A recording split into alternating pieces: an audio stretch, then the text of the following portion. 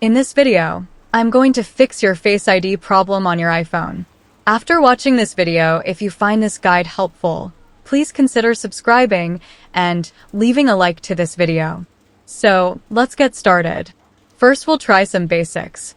First of all, you have to do just ensure that your phone hasn't been dropped or exposed to water. Even minor damage can affect Face ID. If your phone has been dropped or gotten wet, take it to an Apple service center. If it doesn't, here's what you need to do. If you have a screen protector, remove it. Sometimes they interfere with Face ID. Clean the screen and the notch area to ensure there's no dust or dirt blocking the sensors. Make sure your iPhone is running the latest iOS version. To check it, go to Settings, then General, Software Update. Sometimes, updates fix bugs that affect Face ID. So update your phone if there is an update available. Now we will do some advanced fixes. Go to your iPhone settings, scroll down and tap on Face ID and passcode. Now type your passcode.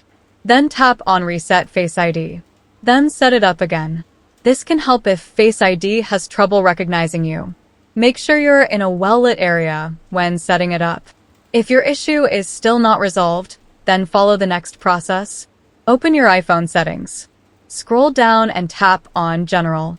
Scroll down a bit and tap on Transfer or Reset iPhone. Tap on Reset and then select Reset All Settings. After that, your mobile will restart automatically. By following these procedures, your issue should hopefully be resolved, but if none of these steps work, it might be a hardware issue. In that case, visit an Apple store or contact Apple support for further assistance. I hope these tips help you fix your Face ID issues. If this helped, give it a thumbs up and subscribe for more tips. Thanks for watching and have a great day.